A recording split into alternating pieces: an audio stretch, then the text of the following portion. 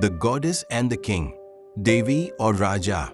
A king wanted to build a magnificent palace and ordered his men to find the biggest, strongest tree to use as the main pillar.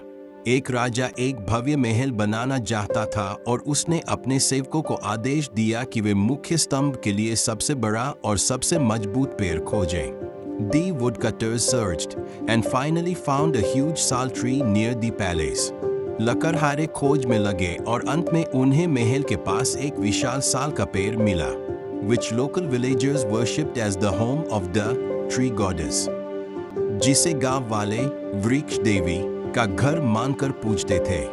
The villagers begged the woodcutters not to cut down the tree, warning that the goddess protected the area and its smaller trees.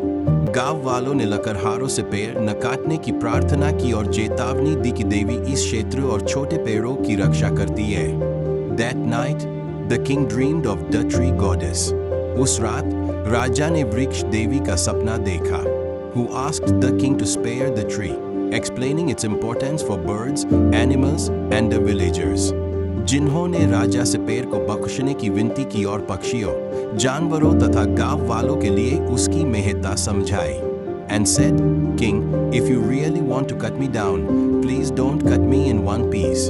और उन्होंने कहा, राजन, यदि आप सच में मुझे काटना चाहते हैं, तो कृपया एक ही बार में मत काटिए. Cut me in 3 parts, first my leaves and branches, then my middle part with many arms, and lastly my trunk. मुझे 3 भागों में काटिए, पहले मेरी पत्तियां और शाखाएं, फिर मेरा बीज का फैला हुआ हिस्सा, और अंत में मेरा तना. The king was surprised and asked, Why do you want to be cut 3 times?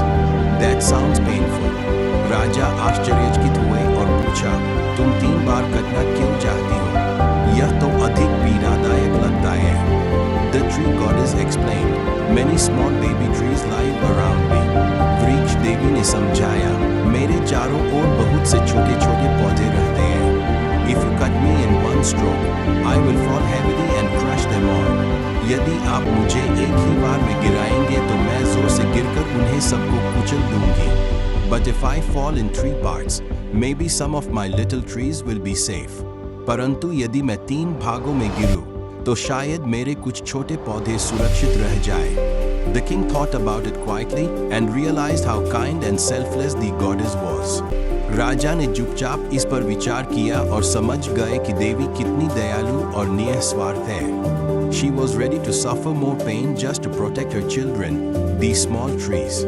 वह अपने बच्चों यानी छोटे पेड़ों की रक्षा के लिए अधिक पीड़ा सहने को भी तैयार थी, so that some of the young trees growing under her might survive, ताकि उसके नीचे उग रहे कुछ छोटे पेड़ जीवित रह सकें.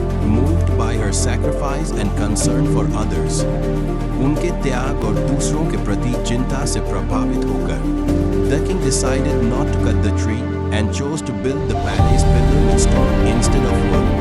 राजा ने पेड़ को न काटने का निर्णय लिया और महल का स्तंभ लकड़ी